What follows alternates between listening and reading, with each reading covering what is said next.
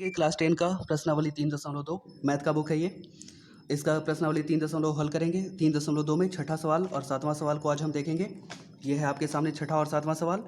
इसके पहले का सारा सवाल हम इसके पहले वाले वीडियो में करवा चुके हैं। अगर आप नहीं देखें तो उसको प्लेलिस्ट में जाकर चेक कर सकते हैं। ठीक है, देखिए सवाल है दिया हुआ, एक रैखिक समीकरण 2x + 3y - 8 = 0 दी गई है। दो चरों में एक ऐसी और रैखिक समीकरण लिखे ताकि प्राप्त युग्म का ज्यामितीय निरूपण जैसा कि प्रतिच्छेद करती हुई रेखाएं हो। ठीक है, प्रतिच्छेद करने का कंडीशन क्या है? a1/a2 बराबर नहीं होना चाहिए b1/b2 के। इसी तरह से आपको तीनों का कंडीशन याद रखना होगा, समानांतर का, संपाती का और प्रतिच्छेद का। ठीक है, तो देखिए इसको हम बनाते हैं कॉपी पे, आपको खुद समझ आ जाएगा। तो देखिए कॉपी पर अब एक बार ध्यान दीजिए, समीकरण दे रखा है 2x + 3y - 8 = 0। ठीक है, ये दिया गया समीकरण है, इसलिए हम लिखते हैं ये समीकरण दिया गया है। देखिए यही समीकरण दे दिया गया था बुक में। अब हम जानते हैं कि प्रतिच्छेदी रेखा होने के लिए जो शर्त है वो होता है a1/a2 बराबर नहीं होना चाहिए b1/b2 के। इसलिए हम लिखते हैं यहाँ पर, चूंकि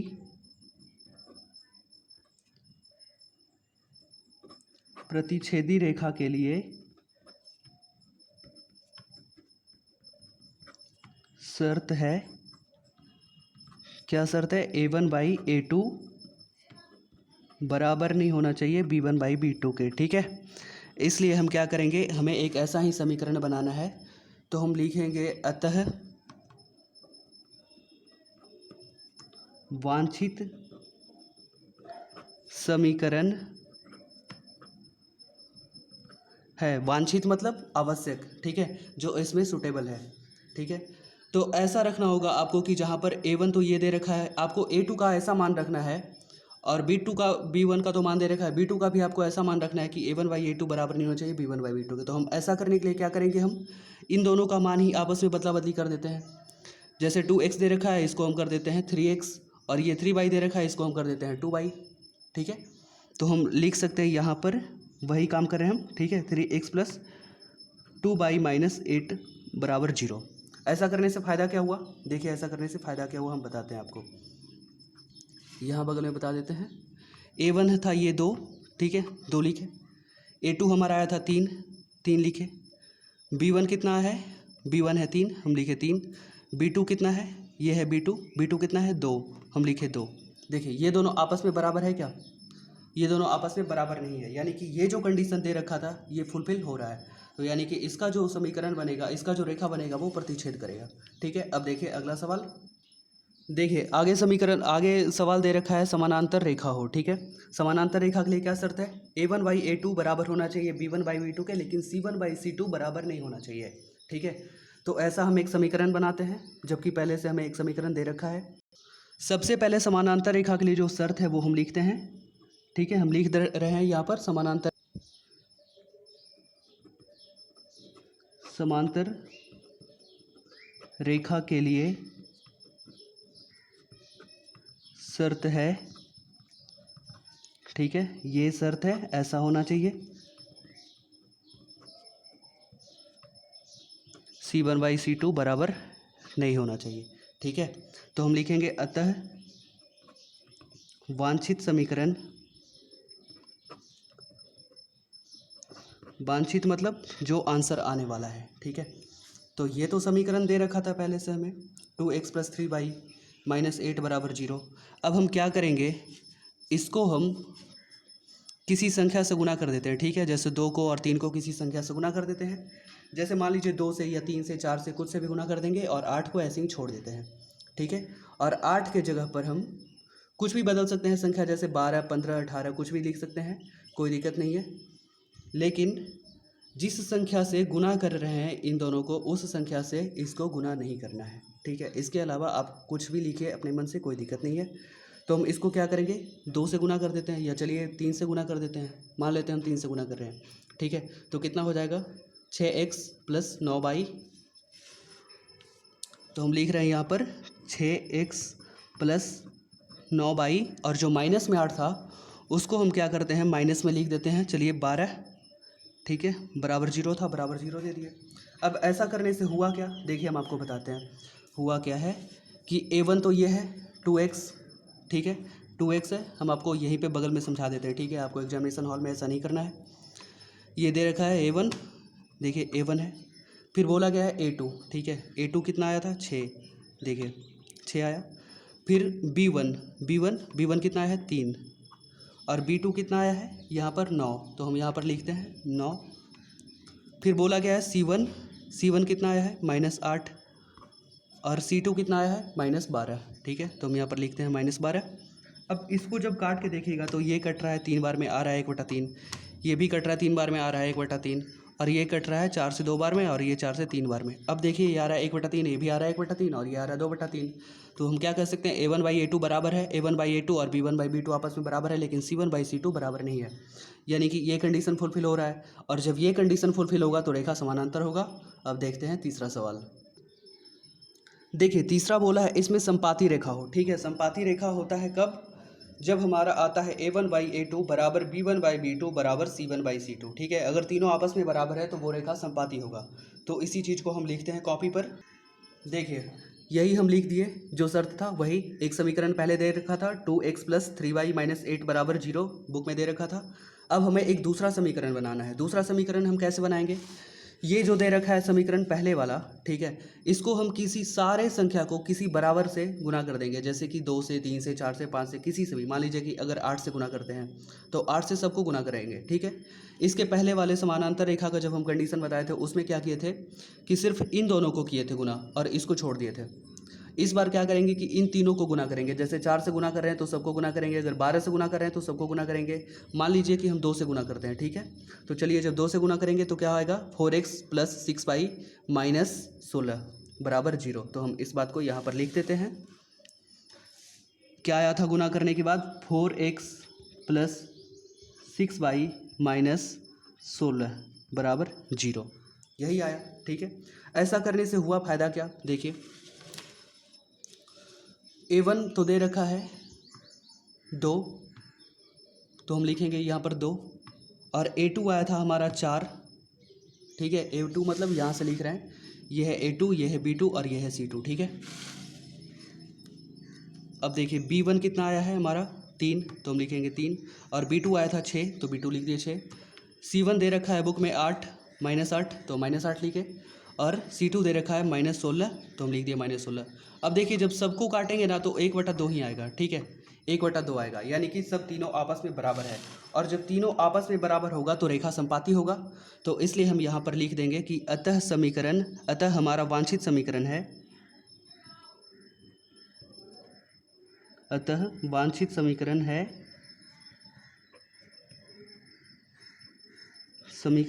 है कौन सा, 4x + 6y - 16 बराबर 0, ठीक है। यही उत्तर हो गया। अब देखिए सातवां सवाल। देखिए यह 3.2 का सातवां सवाल। सातवां सवाल दे रखा है समीकरणों x - y + 1 बराबर 0 और 3x + 2y - 12 बराबर 0 का ग्राफ खींचिए, ठीक है। ग्राफ खींचने के लिए 2 समीकरणों की जरूरत होती है।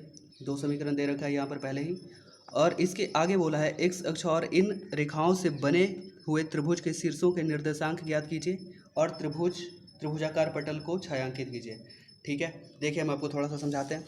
बोला गया है त्रिभुज के निर्देशांक ज्ञात करना है। मान लीजिए ये त्रिभुज है, तो इसका ये भाग और ये इन तीनों को निर्देशांक बोला जाता है, ठीक है। तो सबसे पहले दे रखा है 2 समीकरण और बोला है कि इसका त्रिभुज खींचो, ठीक है। समीकरण खींचो, ग्राफ खींचो। देखिए हम ग्राफ पेपर पे चलते हैं और ग्राफ खींचते हैं, फिर त्रिभुज बनाते हैं।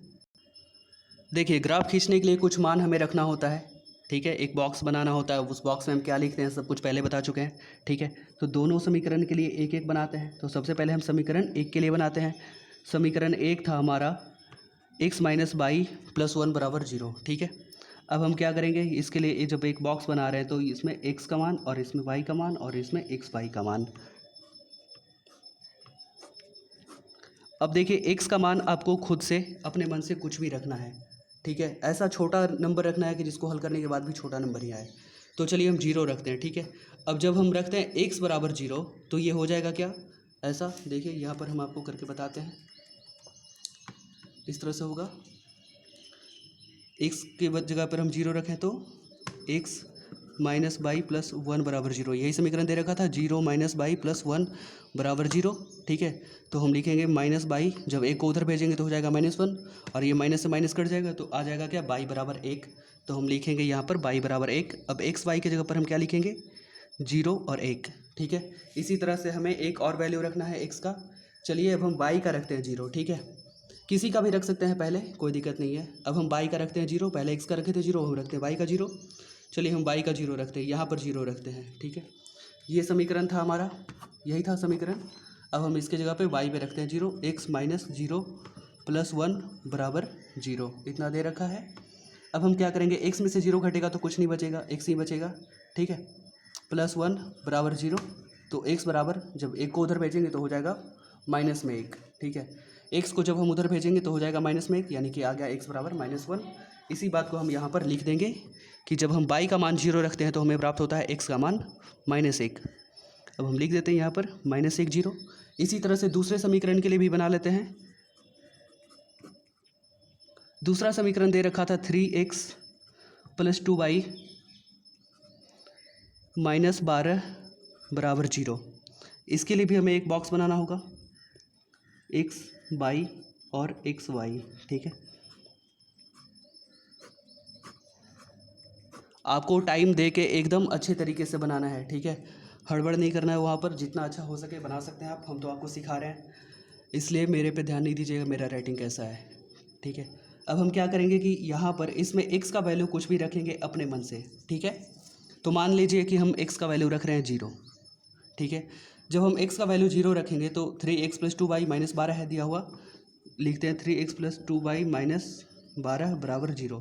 x बराबर हम 0 रखे हैं तो ये हो जाएगा 0 गुना 3 0 हो जाएगा, प्लस में 2y है माइनस 12 है बराबर 0 है, ठीक है। 0 में 2y जोड़ेंगे कुछ नहीं होगा, कोई फ़र्क नहीं पड़ेगा, मतलब 2y ही रहेगा। 2y बराबर इस 12 को जब उधर भेजेंगे तो ये हो जाएगा प्लस में 12। 2y बराबर तो 12/2, समझ आ गया होगा, ये कटेगा 6 बार में। तो देखिए हमारा निकल गया क्या, y बराबर 6, ठीक है। y बराबर 6 निकल गया, हम लिखते हैं y की जगह पे 6। अब हम लिखते हैं यहाँ पर 0 और 6। इसी तरह से फिर हम x का वैल्यू कुछ भी रखते हैं अपने मन से। अब हम क्या करेंगे कि y का वैल्यू रखते हैं 0 एक बार, पहले तो x बराबर 0 रखे थे, अब हम y बराबर 0 रखते हैं, यानी कि हम यहाँ पर 0 रखते हैं, यही समीकरण था। अब हम क्या करेंगे, 3x प्लस 2 इंटू 0, यानी कि 0 ही होगा, माइनस 12 दे रखा है बराबर 0, क्या है -12 बराबर 0।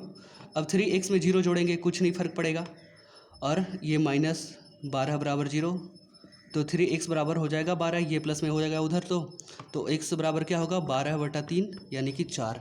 x बराबर आ गया 4, तो हम लिखते हैं यहाँ पर x बराबर 4। अब हम लिख देंगे यहाँ पर 4 0। अब हम चलते हैं ग्राफ पर। ग्राफ पर हमें एक लाइन खींचना होगा, x एक्सिस और y एक्सिस दोनों पे हमें नंबर दर्शाना होगा, किस तरफ प्लस होता है किस तरफ माइनस होता है सब हम बता चुके हैं पहले ही।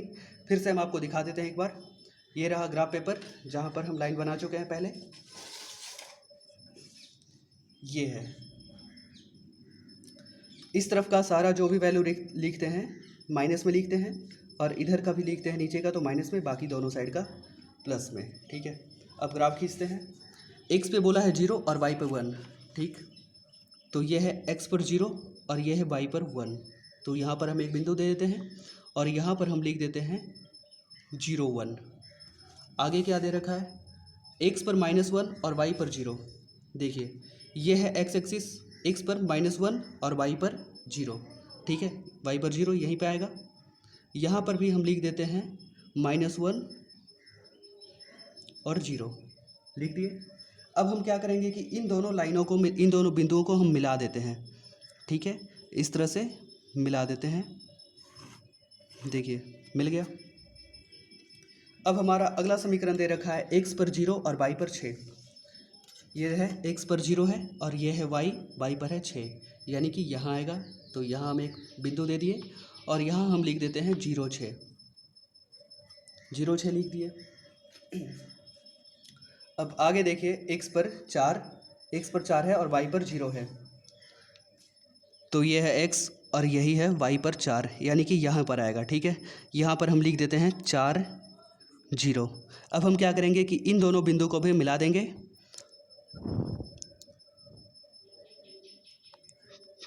ठीक है। दोनों बिंदु को मिला दिए हम। अब क्या करेंगे ना कि ये जो दूसरा लाइन अभी खींचे हैं इसके ऊपर दूसरा समीकरण लिख देंगे। दूसरा समीकरण क्या दे रखा था, 3x प्लस 2y माइनस 12 बराबर 0। तो हम इसके ऊपर लिख देते हैं 3x प्लस 2y माइनस 12 बराबर 0, ठीक है। और ये जो समीकरण आया था ये किसका था समीकरण, x माइनस बाई प्लस 1 बराबर 0, इसी का था। तो हम इसके ऊपर लिख देते हैं x माइनस बाई प्लस 1 बराबर 0, ठीक है। अब आपको दिख रहा होगा कि ग्राफ पे यहाँ एक त्रिभुज बन चुका है, ठीक है। यहाँ पर एक त्रिभुज बन चुका है। तो बोला गया था कि छायांकित भाग को नहीं, पटल को छायांकित करना, कुछ ऐसा बोला था बुक में, ठीक है। देखिए, त्रिभुजों के निर्देशांक ज्ञात कीजिए, ठीक है। निर्देशांक तो हम ज्ञात कर लेंगे अभी। और त्रिभुजाकार पटल को छायांकित कीजिए, ठीक है। इसका मतलब यह है कि जो हमारा त्रिभुज का एरिया है उसको थोड़ा सा कलर कर देना है। देखिए हमारा त्रिभुज बन रहा है कहाँ, यहीं पे बन रहा है, इस तरह से ऐसे त्रिभुज बन रहा है एक। हम क्या करेंगे, इसको इस तरह से कलर कर देते हैं, यही बोला है करने के लिए, ठीक है। हो गया, ये हमारा छायांकित भाग है। उसके आगे बोला था त्रिभुज का निर्देशांक याद करने के लिए, तो हम निर्देशांक बता चुके थे, क्या था। देखिए ये कहाँ कट रहा है, 2 के ऊपर है और 3 के सामने है, तो हम लिखेंगे 2 3, यहाँ लिख दिए। अब हम लिखते हैं कि त्रिभुज का निर्देशांक। देखिए त्रिभुज का निर्देशांक तो पहला यहाँ पर है -1 0, दूसरा यहाँ है 2 3 और तीसरा यहाँ है 4 0, ठीक है। तो हम लिखेंगे अतः त्रिभुज का निर्देशांक है, हम यहाँ लिखते हैं अतः। देखिए हम लिख दिए यहाँ पर अतः त्रिभुज के निर्देशांक हैं। अब देखिए त्रिभुज का ये निर्देशांक है, इसको हम अपने मन से मान लेते हैं ए, और इसको मान लेते हैं बी, और इसको मान लेते हैं सी, ठीक है। तो यहाँ पर हम लिख देते हैं अपने मन से ए, और यहाँ पर अपने मन से बी, और यहाँ पर अपने मन से सी, ताकि ये पता चल सके कि ए का निर्देशांक कौन है और बी का निर्देशांक कौन है, ठीक है। तो ए का निर्देशांक हम सबसे पहले लिखते हैं। ए का निर्देशांक कितना आया था, -1 और 0। देखिए यहाँ है ए का निर्देशांक -1 और 0। बी का निर्देशांक है 2 3, तो हम लिखेंगे यहाँ पर बी का 2 3 है, और सी का आया है 4 0। देखिए सी का आया है 4 0, तो हम यहाँ लिखेंगे सी का 4 0। यही करना था, हो गया, इतना ही उत्तर है। अब मिलते हैं फिर अगले वीडियो में। और अगर आप चैनल को अभी तक सब्सक्राइब नहीं किए तो चैनल को सब्सक्राइब कर लीजिए, ताकि आपको हर एक वीडियो का नोटिफिकेशन मिलता रहे और वीडियो आप देख पाएँ। तो फिर अब मिलते हैं अगले एक वीडियो में।